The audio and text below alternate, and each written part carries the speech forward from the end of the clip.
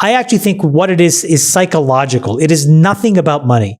I think what we are witnessing, and I think social media has just blown the cover off it, is a psychological awakening that people have, which is that they were comfortable knowing that there was a class of insiders and a huge cohort of outsiders, and they just believed the world would function as it should.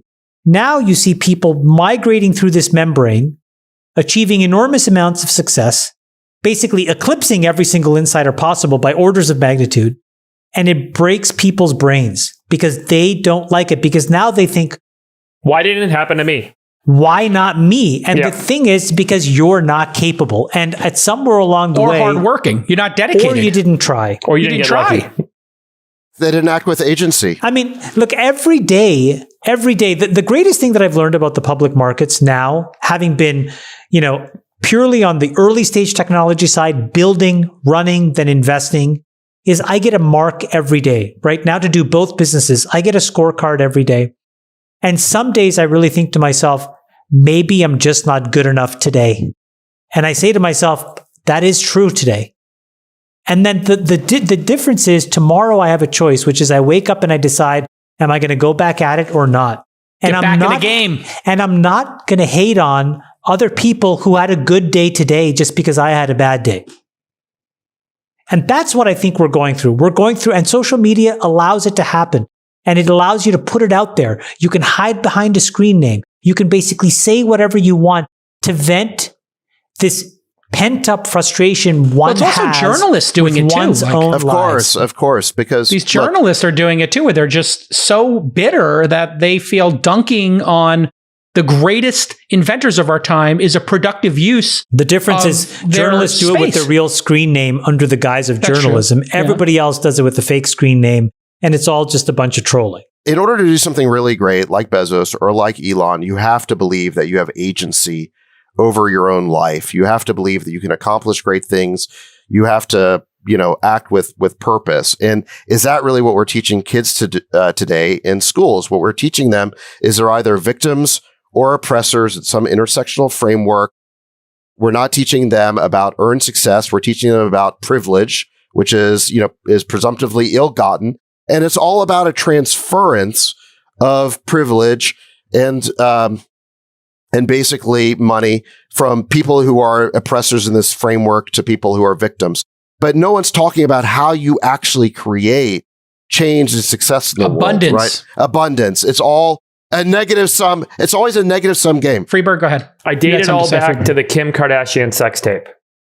I think that there was this moment where someone who didn't do anything, didn't have a career, wasn't doing anything work-wise, but was kind of a pseudo-celebrity for being a celebrity. It's like the Paris Hilton, Nicole Richie era, right? Like folks who don't really have much to talk about, except that they're the ones that people are talking about. And then that sex tape turned her into a superstar, and then she became a billionaire a few years later. And so, there is this kind of poignant moment, I think, where folks are like, wait a second, you don't have to do anything to get really rich in this country. You don't have to do anything to achieve all this fame. Therefore, the kind of assumption is, hey, you know what? There are people that just get stuff and get to do what they want to do, and the rest of us don't.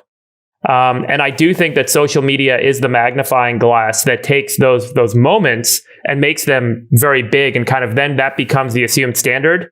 When the reality is, all four of us worked really fucking hard. All four of us came from nothing. I don't know about Sachs, but the rest of us. Yeah, his dad was an immigrant doctor from South Africa, and he moved to the deep South as a Jew I'm just in joking. the 80s. But I think all of us graduated college deeply in debt, and then we all worked our way out of debt, and we all found ways to work really hard and find opportunities for ourselves in this incredible country, and to build value and to build businesses. It can be done. And to realize those returns. And we don't start out as elites.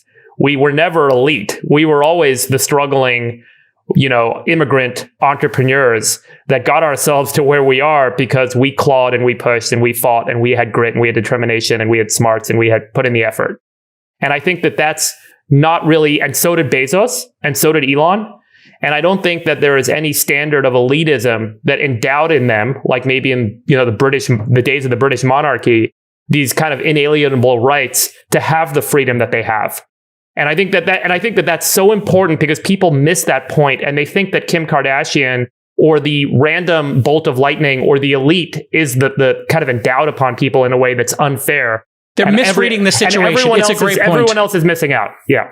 They misread the situation. So a couple things. Kim Kardashian may have gotten some initial fame because of her sex tape, but fuck if she's not an incredible business person, because from there to now, that's execution. Totally true. There's a lot of toiling, Agreed. hard work, good Totally decision making. Skims. She fucking nailed it.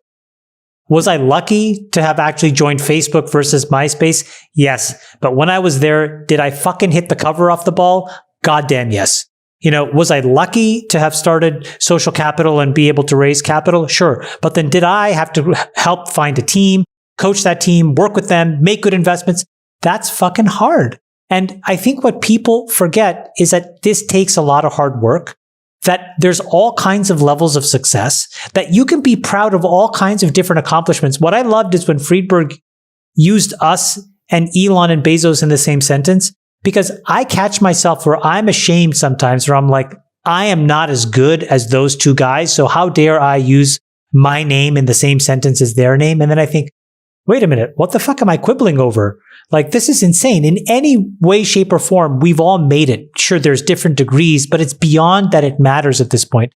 And this is what I think we're living in, a society where it really distorts you. So how do we change it, Chamath? How do we change people from thinking that it's random and that you can't do it? Because there are a group of people who are... No, it is random. But there are a group of people who believe the system is rigged. I cannot become Chamath. And I'm stuck in a rut. And I'm stuck in a rut and I can't get out. I can't get out. How do we change that belief? Yeah, the whiners and the complainers and the haters are stuck in a massive rut. And I think the thing that happened, and I said it last pod, I'll say it again, and maybe I'll just say it every fucking pod. It is not about winning and losing. It is about trying and learning. And That is a huge thing. It's about a learning mindset.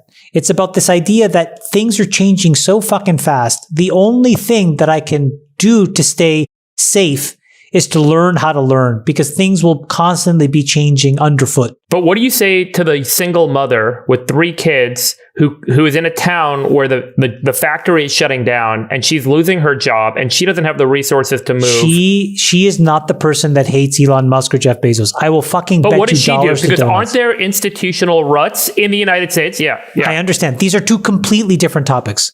My point is, if you go online, it is filled with a small cohort of people that are positive, and then a large cohort of people that are silently trying to just gain information and learn, it out, yeah. And a small vocal minority of bitter people who can't do shit.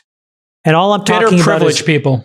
Well, who knows if they're privileged, but I'm just saying they're here. They're getting paid $100,000 to work at the Atlantic or something. I just think that these people have been checkboxers their whole lives. They tried to play the team sports they were told to. They went to the schools. They tried to do the CFA, the MBA, the this or the that. Nothing worked for them. They work in an environment where they don't feel any equity. Actually, this is where equity is important. They feel disenfranchised and they're angry. And as a result, they just want everything to be different so that nobody wins because they can't win. But if they were winning, they would be the first one to say, shut the fucking door behind me. I'm convinced of it 100%. Yeah, the irony is that the people you're talking about all went to these elite institutions and they imbibed these ideologies and philosophies. And I think the people who have been successful went to those, not in all cases, but they went to those places and then rebelled against it or just shut it out. Here's what we should do. We should all contribute $5 or $10 million into an LLC. We should call Pegasus. We should use Pegasus to infiltrate all the fake screen names on Twitter and then index that to LinkedIn to figure out where they all went to school and what they do and just publish a huge database of all the haters.